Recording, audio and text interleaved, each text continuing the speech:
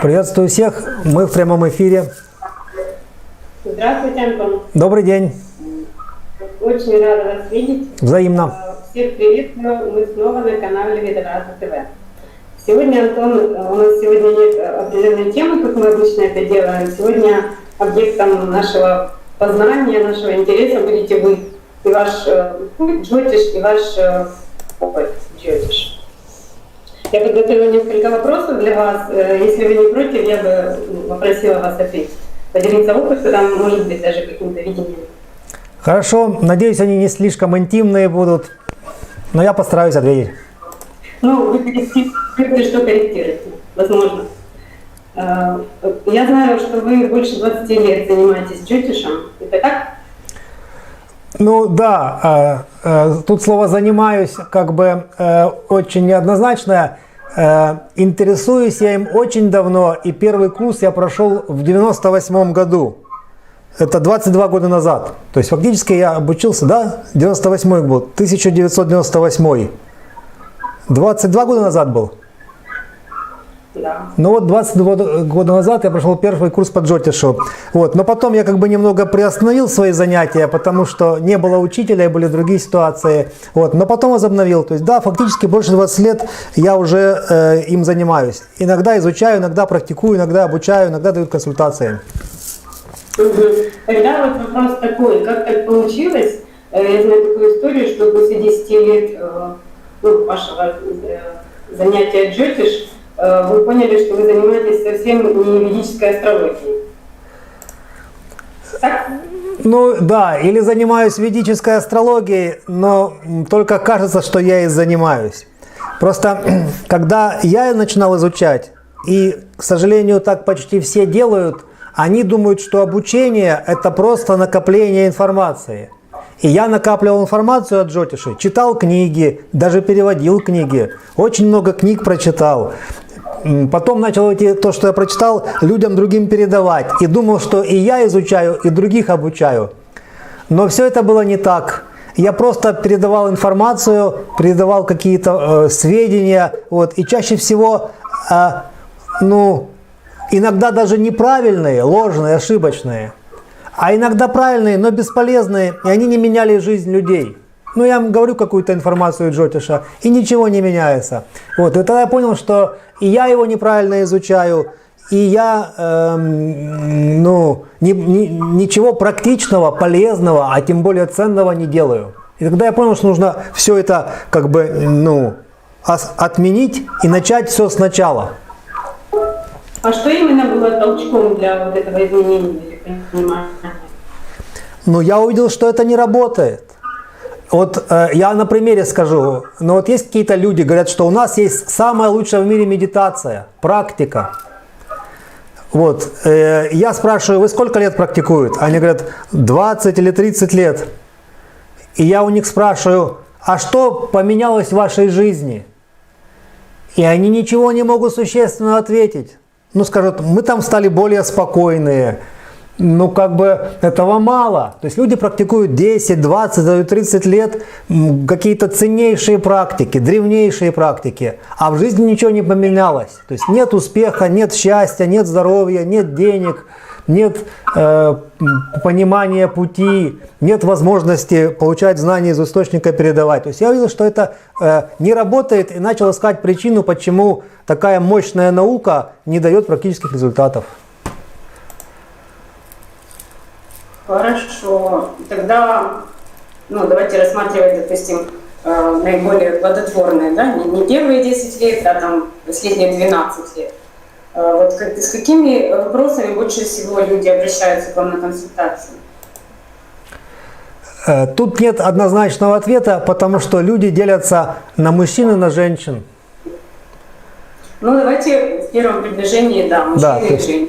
Уже кто-то может поставить мне ярлык, ага, Кузнецов сексист, он делит людей на мужчин и женщин. Вот. С кого начнем?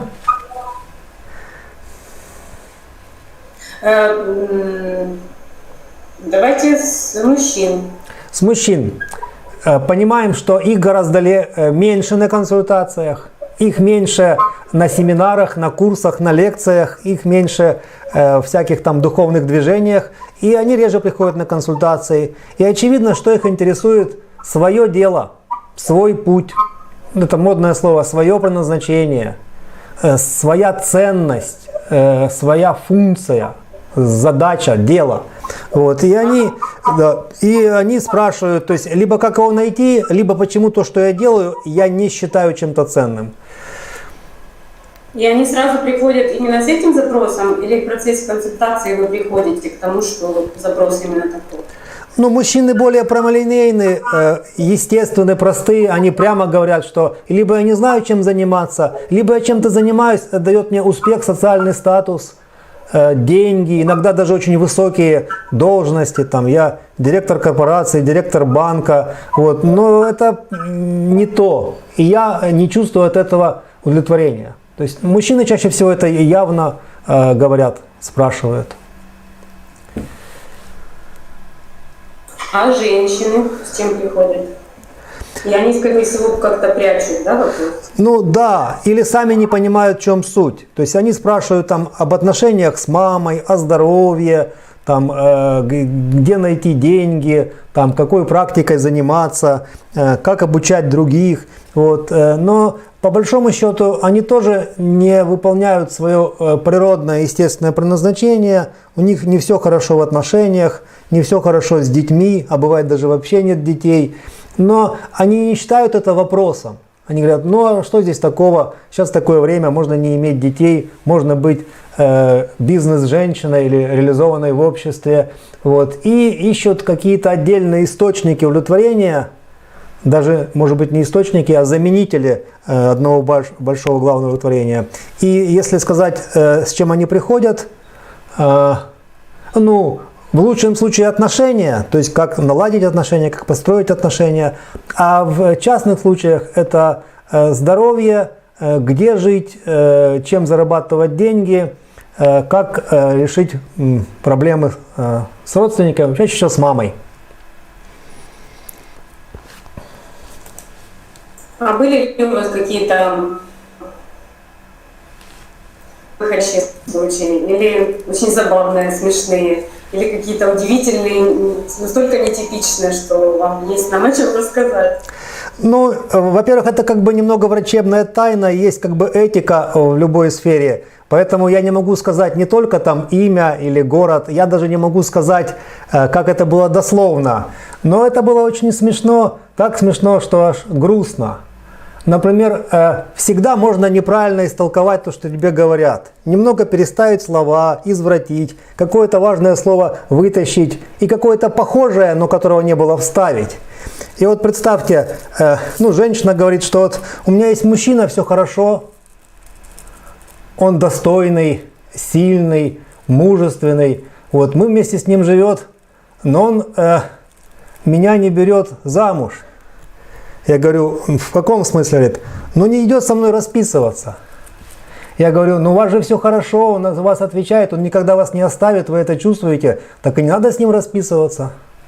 И как бы, ну все понятно, у женщины социальные штампы, у подруг есть роспись, там видео со свадьбы, а у меня нет. И она под влиянием этого окружения хотела себе то же самого, типичной судьбы, стандартного как бы, ну, пути. А оказалось, что это зря. Вот. Но потом она подумала некоторое время, может быть, попала под влияние окружения снова и исказила эти слова до такого смысла, что ну, будьте его содержанкой. То есть почти то же самое, то есть живите с ним на его содержании. То есть, ну, то есть как бы мне посоветовали быть содержанкой. Потом, когда она подругами обсуждала это, ей сказали, так тебя заставляют быть проституткой. Вот очень смешной случай, что аж грустно. То есть я ей сказал, что расписываться не обязательно, если у вас есть дети, он о них всегда позаботится, он никогда вас не оставит, у вас все хорошо. Но зачем вам эта роспись? И этот как бы совет, который показывает суть, что не в том нужно искать ответы, был истолкован, толкают на путь содержания, проституции и всего остального. Вот и такой был смешной случай. Ну, таких много. Немного грустный. По-моему, вы как-то рассказывали о случае, что кто-то, или мужчина женщине, или женщина мужчине консультацию сделали в подарок. Было такое, нет? Да, да, тоже не буду говорить не только там имя и город. Да, то есть есть такая, как сказать, мода. Я недавно об этом узнал и вообще не мог себе представить. Называется подарочный сертификат. И вот, допустим, там муж хочет, чтобы жена себе купила косметику, но не знает какую. Он ей дает там деньги на косметику. Вот. То же самое бывают, оказывается, сертификаты на консультации психолога, астролога и так далее. И вот, я не знаю, это так женщина подумала, что есть сертификат. Может быть, ей организаторы это сказали. И она захотела мужу сделать подарок. Вот. Заплатить за его консультацию и к несчастью у меня. Вот. И она оплатила, он пришел, за ее деньги у меня проконсультировался, а она так получилось, что при этом присутствовала. Обычно это как бы не стоит делать. Если люди настаивают вместе, я говорю, пожалуйста, но вы сами об этом пожалеете.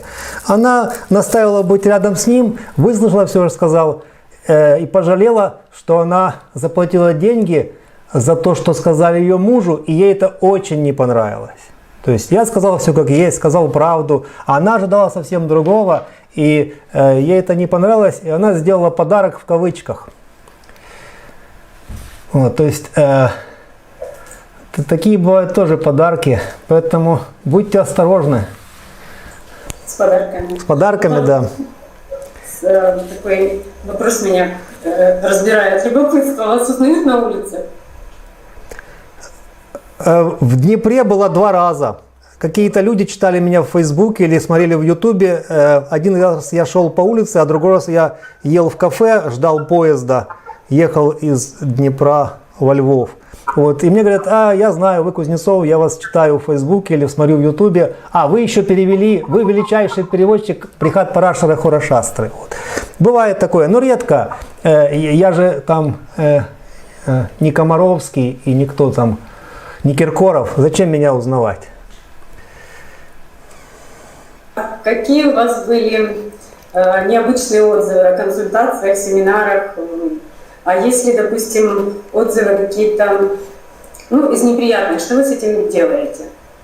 Или человеку кто-то не подошло? Как вы вообще оцениваете консультацию на успешность? Я стараюсь до неприятного отзыва не доводить. Когда долго практикуешь, то есть даешь консультации, уже заранее понимаешь, человек воспринимает, что ему говорят, или нет. Он вообще будет это использовать или нет. Оно ему нужно или нет. Это как вот врач, который лечит, он видит, что больной не будет пить это лекарство. И он особенно не рассказывает, где покупать, сколько принимать. Он говорит, что это лекарство он поможет, и видит, что человек просто пришел там поговорить, или перепроверить свой диагноз, или узнать еще одно мнение, обойти большое количество врачей. И тогда врач не очень старается человека вдохновить, рассказать там, и так далее. Вот. То же самое на консультациях. Ты видишь, что человек либо не понимает, либо понимает, но ему это не нравится. И он хочет другой консультации, других советов, других решений или вообще другой информации. То есть, допустим, вот с этим подарком женщина думала, что я расскажу о портрете человека, о его психологической личности, о его периодах. Вот, а я ему рассказал о сути взаимоотношениях, о его пути в жизни, о том, что происходит у него в семье. Вот. И люди иногда приходят на консультацию, чтобы узнать, в каком году я выйду замуж или в каком году я найду работу. А я говорю какие-то более фундаментальные вещи, и многие к этому не готовы и не хотят это знать. Вот. И поэтому чаще всего не доходит до негативного отзыва или состояния, назовем его консультируемого, клиента в кавычках. Вот я говорю, вам это не нужно, вы это делать не будете, давайте разойдемся по-хорошему, то есть будем считать, что я вам ничего не говорил, вы забываете все мои слова и живете дальше, как жили, ищете себе другого мастера. Вот. Но бывает, все-таки это не срабатывает, то есть человек продолжает настаивать, да, мне это нужно, хотя зачем он это скрывает, непонятно. Либо он требует каких-то, как их назовем, правил или шаблонов поведения на консультации. То есть вы должны быть мягким, вы должны быть добрым, а чего вы на меня давите, а почему вы так категорично говорите, а почему вы не оставляете места для моего мнения. Вот. И люди считают, что на консультации как бы равенство. Я что-то сказал, мне что-то сказали.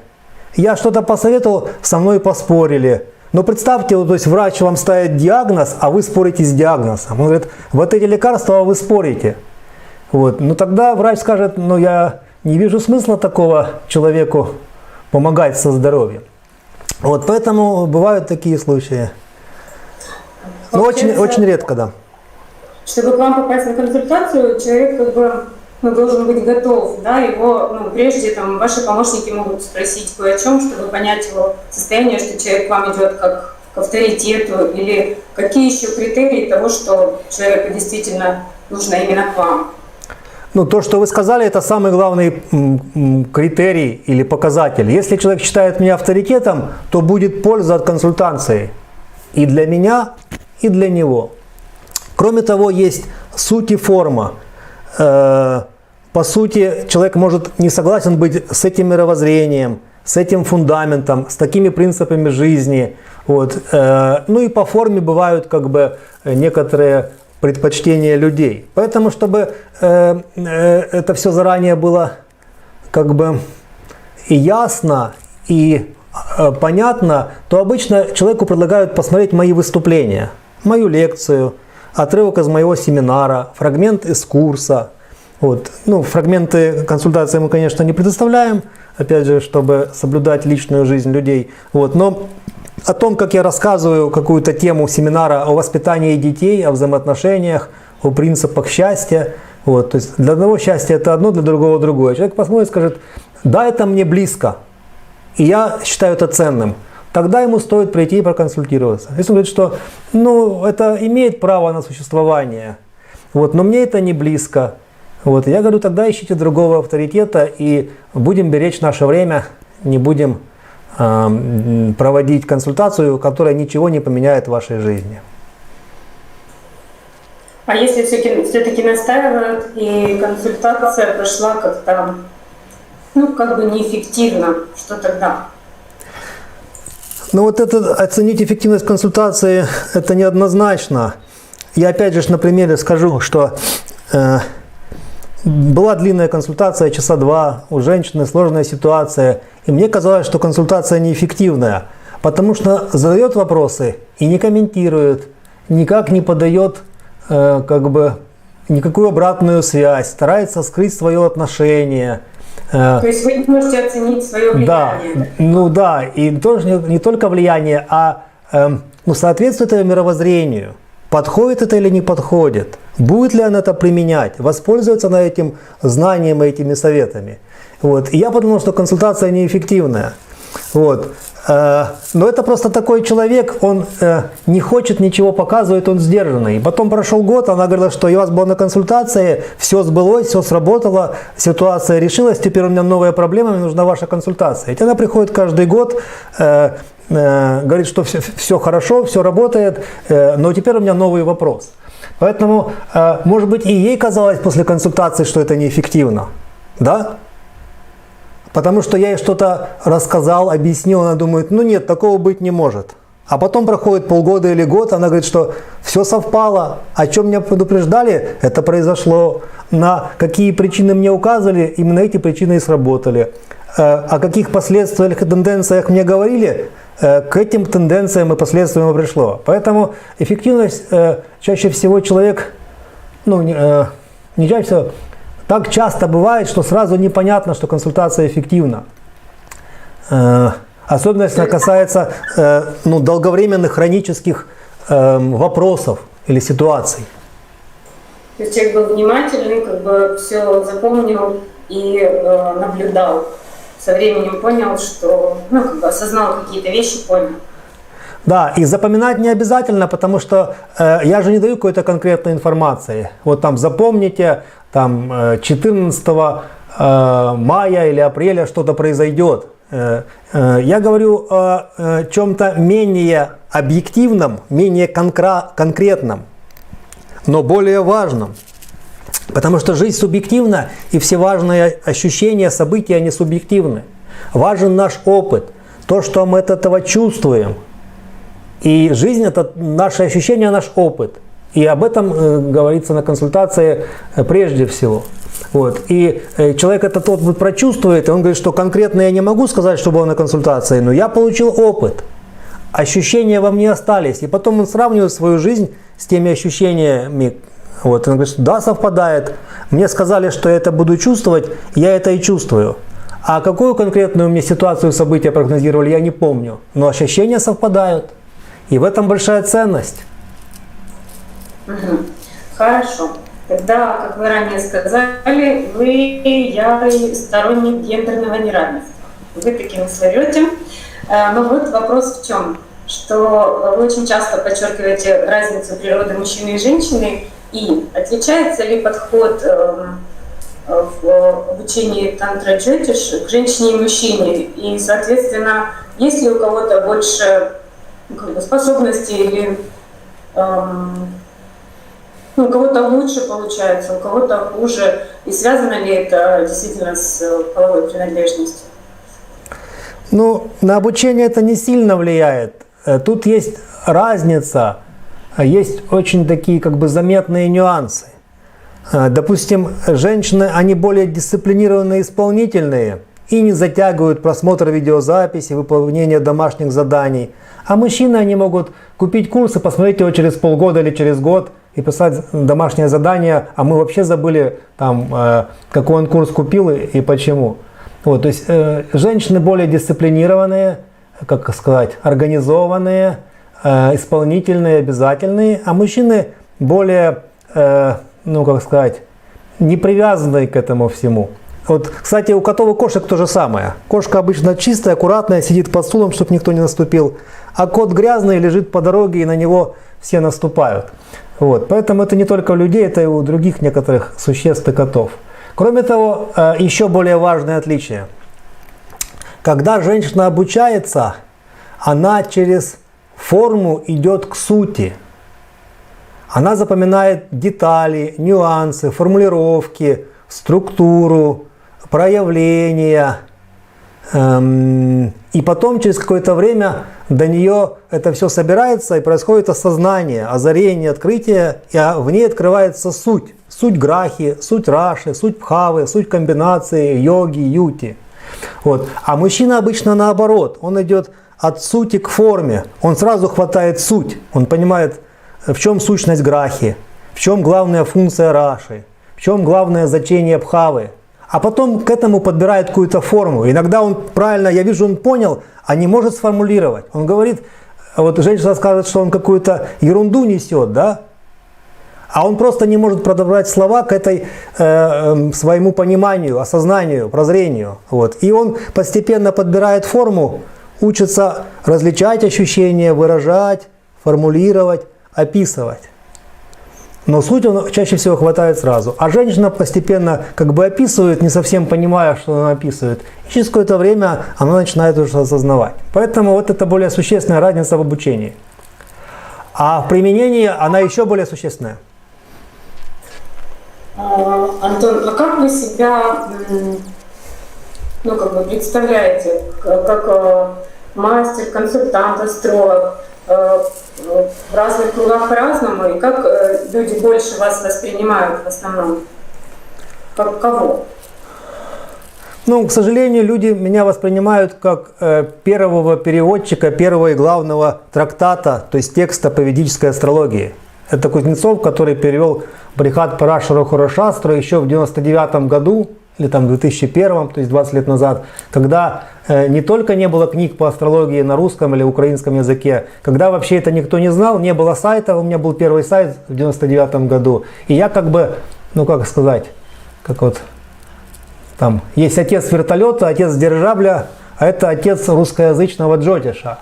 Вот. Но просто я активно этим занимался, и у меня были инструменты. Сайты, рассылки, там, компьютеры, книги, возможность свободно получать любые книги из Индии, быстро и недорого. У меня были друзья индийцы, они мне прислали любую книгу, а тут говорили, что вообще никакой. Вот, и поэтому ко мне относятся как вот как бы человеку, который давно этим занимается и был один из первых. Вот, но то, что я тогда делал, чаще всего были такими как бы как их назовем, ну, не очень стратегичными и не очень обдуманными действиями. Вот, то есть я тоже как бы хватался за форму, думал, что чем больше информации, тем лучше, это все распространял. Вот, сейчас бы я сделал все по-другому. Вот, и это влияет на то, как я представляюсь. Конечно, в разной аудитории нужно по-разному делать. Допустим, если ты там на каком-то ведическом, вайшнавском фестивале, можно представиться по-индийски, одеть индийскую одежду и сказать, что я там джотиш-гуру или джотиш-ачарья. А если это бизнесмены, банкиры, и я скажу, что я джотиш-гуру, они подумают, что я сектант, и вряд ли будут у меня консультироваться. Поэтому суть менять мы не должны, и мы не очень можем поменять суть. А форму, как обозначения, слова, формулировки должны соответствовать тому окружению, в котором я эту суть проявляю. Поэтому я смотрю, где я перед кем выступаю, что это за аудитория, какие-то люди, там, материалисты или идеалисты, что они поймут, что они не поймут. И исходя из этого я как-то себя представляю, называю. И чаще всего, если это обычные люди, говорю, что я специалист в системном анализе и эксперт получения знаний, эксперт познания и исследования. И исследовать можно любые системы. Семью, организацию, бизнес, государство. Вот. Поэтому я говорю, что я специалист в системном анализе. Если нужно как бы не сильно делать акцент на джотише. Если я говорю с теми людьми, которые считают джотиш авторитетной системой знаний, я говорю, что я мастер джотиша. У меня есть джотиш-учитель, у которого я учусь 20 лет, и я передаю его знания. Джотиш-мастер, можно сказать, если самым коротким выражением.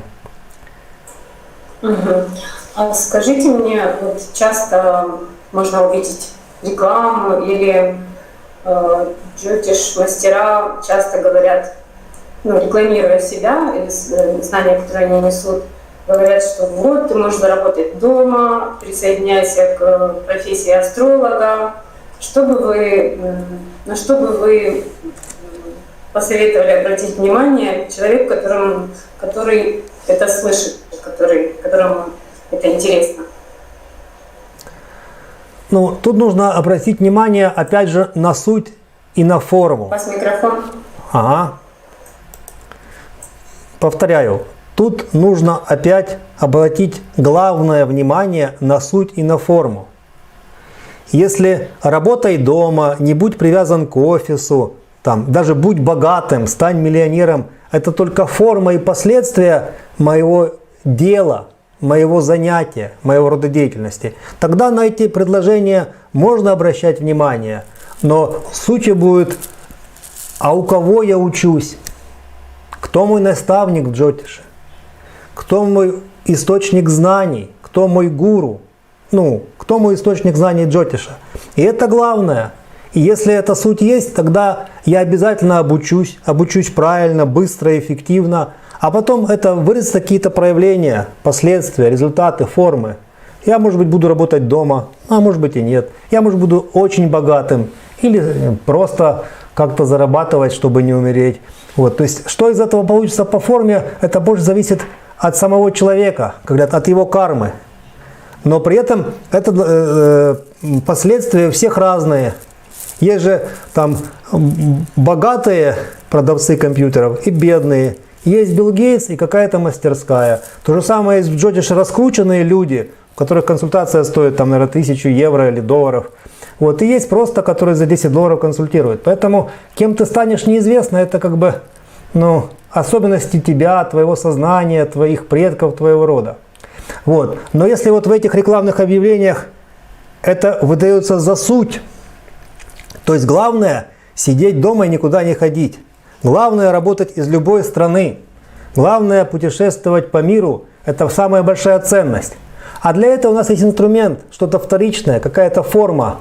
Ты будешь продавать джотиш-знания, то есть проводить лекции, семинар-курсы, или ты будешь давать консультации. Тогда с этим нужно быть очень осторожным. Это не может быть главным, это не может быть сутью. То есть где работать, сколько получать, это не может быть главным, смыслом жизни. Вот. И поэтому, скорее всего, это что-то типа MLM, MMM, многоуровневый маркетинг. Купи у нас курс, заплати за него деньги большие, потому что ты потом ее перепродашь и отработаешь. То есть мы тебя научим консультировать, это очень дорого стоит, но ты потом будешь учить консультировать других, построится под тобой пирамида, и ты станешь там богатым. То есть эта структура, они в принципе эффективны в целом сами по себе, но они очень разрушительны для каждого ее члена. Вот эти структуры пирамидально-иерархические, они очень мощны, но они потребляют, поглощают, используют и в какой-то мере уничтожают ее элементы, особенно на самом сильном уровне. Поэтому если вот это вот предложение работа из дома быть джотиш-консультантом или астрологом, и это главное, что там есть, тогда это многоуровневый маркетинг, и нужно быть с ним аккуратным. И если вы почитаете отзывы, очень часто люди на это жалуются. Я сам не читал, но мне мои ученики, помощники присылали. То есть это стало товаром. Антон, еще вот такие случаи я слышала, и сама лично такое происходило раньше. Ко мне звонит, допустим, астролог и предупреждает, возможно, он смотрел мою карту, скорее всего, и предупреждает о каких-то, опасных событиях в жизни или каких-то изменениях. Могли бы вы это прокомментировать? Лучше, конечно... Микрофон. Угу. Лучше, конечно, послушать аудиозапись этого так называемого предупреждения. Но я задам несколько вопросов, не для того, чтобы узнать, кто это и как он смел. Вот смотрите, вы приходите к врачу, и он говорит о каких-то нюансах вашего здоровья, особенности физиологии, ее функционирования. Может быть, какая-то патология так называемая, а может быть, вы такой уникальный человек. И врач это может сделать двумя способами основными. Либо сказать, ничего страшного, все будет хорошо, мы тебя вылечим, и не с этим люди живут, держись, будь сильным духом, занимайся спортом, боевыми искусствами, бегай, в общем, живи хотя бы в этом состоянии, не падай духом. А второй, сами скажите, какой из них более типичный путь. Сказать, у вас там все, хана, капец, нужно делать операцию, много лекарств, вот телефон аптеки, мы вас будем лечить, это долго, это хронически. Как вам повезло, что вовремя к нам пришли. На СТО даже так бывает. Надо все менять. Вот. И это два типичных поведения мастера, как и ремонтника автомобилей, так и врача. И то же самое касается психологов, джотиш-астрологов, астропсихологов, нумерологов. То есть, когда он вас предупреждал, он говорил, что у вас все будет хорошо, и благодаря моему предупреждению будет еще лучше, это один вариант ответа. Другой вариант, надо что-то делать, и, скорее всего, воспользоваться моими услугами, чтобы вас спасти. У вас там проклятие, нужно срочно заказывать ягью за $1000. То есть он вас пугал или нет? Да, к сожалению, это был второй вариант. Понятно, никто не говорил, там нужна консультация, но, наверное, это было со смыслом, конечно, с таким. Да, но после этого вам стало страшно или легко? Это был светлый опыт после предупреждения или темный? То есть, понимаете, то есть, посветлело в душе или все затемнилось и опустилось? Темно не стало, но стало смешно. Тогда он не достиг своего эффекта. Но тут тогда важнее, чего он хотел. Вас подбодрить, предупредить, как это предупрежден, значит вооружен, сделать вам доброе, светлое дело. Или все-таки он похож на цыганку, которая говорит, у тебя тут все плохо, позолоти ручку, и я тебя вылечу. Вот. Поэтому я это говорю, что настоящий джотиш-специалист никогда не пугает, как бы не было там страшно в карте.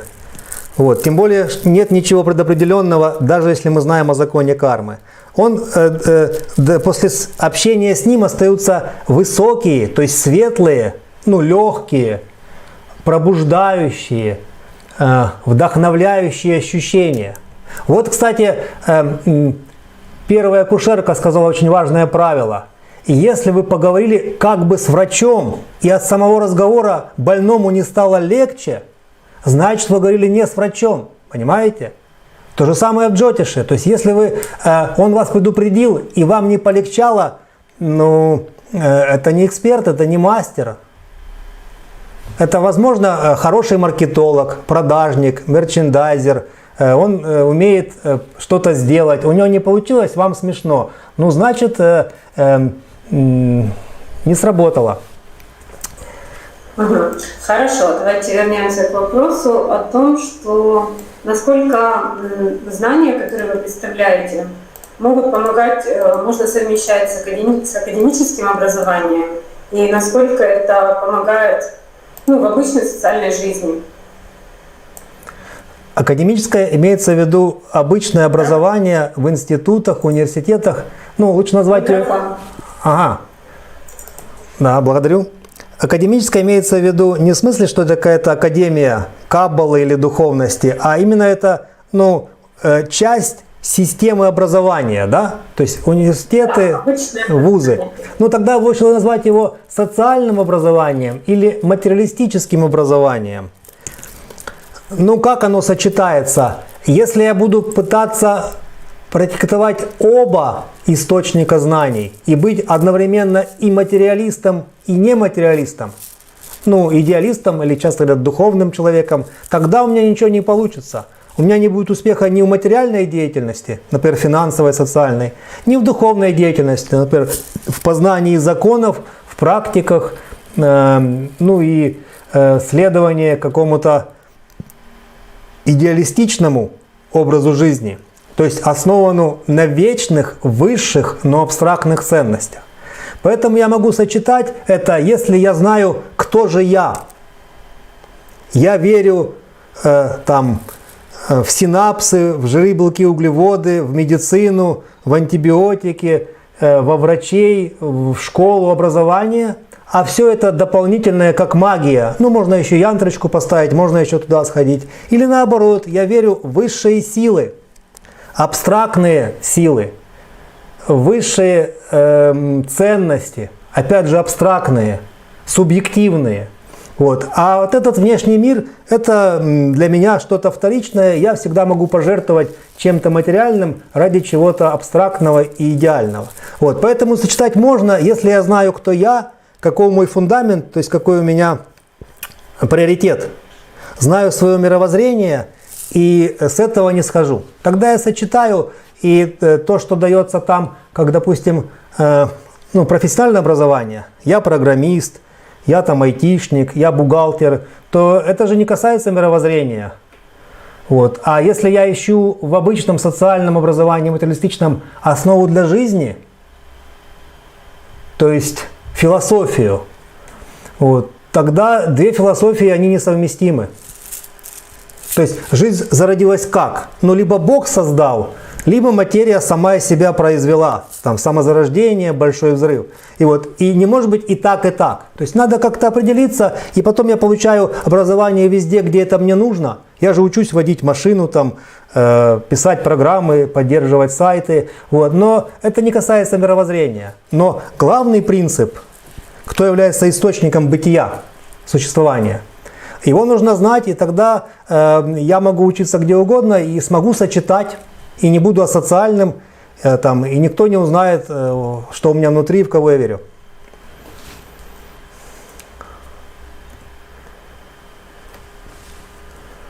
Хорошо. Тогда прокомментируйте такую фразу, что джотиш – это наука, которую можно изучать всю жизнь. Ну, с одной стороны, это может быть очень таким поэтическим, пафосным призывом, чтобы не огорчались те люди, которые долго изучают и не видят не только конца и практических результатов. С другой стороны, вот молиться сколько нужно? Там намолился лет 5 и потом до конца жизни живешь. Да? Или медитировать сколько нужно. Пошел на какой-то курс, отмедитировал 3 года и потом на этой подушке или на этом чем? Накопленном живешь. Нет. То есть ем я каждый день, молюсь или медитирую каждый день и получаю опыт высший. Опыт Бога, опыт света, опыт достоинства. Я должен получать его каждый день. Иначе я буду уходить в тьму, и моя жизнь будет скатываться к чему-то низкому, темному. Вот Джотиш, в нем же и вот этот корень Джоти, это свет. Это главный принцип. Принцип целостности, принцип источника. Все имеет свой источник. Это Джоти, это свет, это наука Джотиш. И исходя из этого, есть единое начало, поэтому все иерархично. И узнать этот принцип можно сразу, а потом, если я его не практикую, моя жизнь уходит от этого света и целостности в тьму и множественность. И чтобы этого не происходило, я как бы изучаю Джотиш, на самом деле я его практикую, то есть каждый день подтверждаю свой главный закон, по которому я живу. И это в какой-то мере есть изучение Джотиша. То есть теория и практика, фундамент и то, что на нем построено, закон или принцип, который я знаю, и его повседневное применение. И это же одновременно есть изучение Джотиша. Перепроверка, что принцип работает, что он для меня главный. Вот. А если это имеется в виду в контексте чтения карт рождения, тогда это как бы нет предела совершенству. То есть мастерство можно оттачивать до бесконечности. И поэтому Джотиш как мастерство, взаимодействие с грахами, высшими силами, применение их при чтении карты рождения, при консультировании, это тоже безграничный путь для совершенствования и развития. Благодарю вас, Антон. Вы для меня человек, который знает ответы на все вопросы. Откуда вы знаете ответы на все вопросы? Есть иррациональный подход, он у меня реже работает, я просто чувствую, как правильно, и это уже видение, я ему доверяю. Но я использую рациональный подход, то есть есть фундаментальные принципы: свет и тьма, суть и форма, источник и проявление. И его нужно и можно применять в ответе на любой вопрос. Есть дополнительные принципы. 3 единства мира, 5 состояний или 5 стихий, 9 грах. И всегда нужно смотреть. Первый принцип применить его будет достаточно. Первый, второй, третий. Или добавить еще какой-то уровень проявления, то есть стихию, махабхуту, первый элемент. Или нужно ответить какой-то грахой. То есть вот эти вот фундаментальные принципы и навык их применения, то есть это фактически работа разума или рассудка, позволяют с помощью разума или рассудка находить ответы. Вот. И не потому, что мне повезло или я такой особенный. Этому научил меня мой учитель. То есть он мне дал эти принципы и способы их применения. Таким образом, он научил находить для меня ответы и на свои вопросы, и помогать другим людям найти ответы на их вопросы. Благодарю вас, Антон. Дайте нам еще пару рекомендаций, как быть такими разумными, как вы. И будем заканчивать. Как такой разумными, как мы? Все люди разные. У кого-то, может быть, больше работает видение, тонкое чувствование, восприятие. Если у него работает, то наоборот, если я ему дам рекомендацию быть разумным, это будет отвлекать его уже от прямого восприятия и тонкого чувствования. Поэтому, тем более мужчины, они более рациональные, а женщины, они более чувствующие. Как сказали бы, интуитивные, это тоже одно из проявлений этого видения. Поэтому дам я такую рекомендацию. Или не такую. Но составьте для себя принципы, список самых главных принципов, которые вы считаете наиболее важными. То есть первый, самый главный, из него вытекают 2 каких-то дополнительных. Из первого или из вторых вытекают 3 комментирующих дополнительных. То есть составьте главные законы своей жизни. И тем более вам это нужно, если вы мужчина. А что вы придадите своим сыновьям, детям? Деньги, квартиру, машину, бизнес, фабрику, что там? Передайте им главные принципы. А чтобы детям передать принципы, нужно их знать. Точно так же, чтобы детей воспитывать, нужно эти принципы ждать. То есть рекомендация, напишите, по каким принципам вы живете. И они не могут быть все одинаковые, то есть так вот, в рядок. Все они как бы равноважные, и этот важный. У них должна быть иерархия, приоритеты.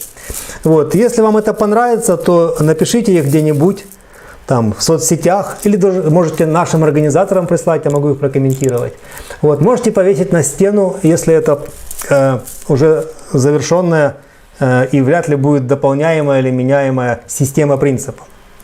И тогда вы сами увидите, что на многие вопросы у вас уже есть ответы, когда вы возвращаетесь к этому фундаменту. То есть, вернувшись к какому-то главному закону, исходя из которого я живу, уже находятся ответы на многие вопросы.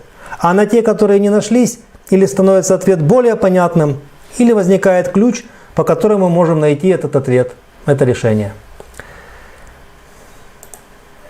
Благодарю вас, Антон. Всем желаю быть разумными и до встречи на канале Видоврата ТВ. Я вас тоже благодарю за не только интересные, но и полезные вопросы. Давайте продолжать наши встречи. Будут еще вопросы, мы их обсудим. И до следующих встреч. До свидания, всего вам хорошего. До новых встреч.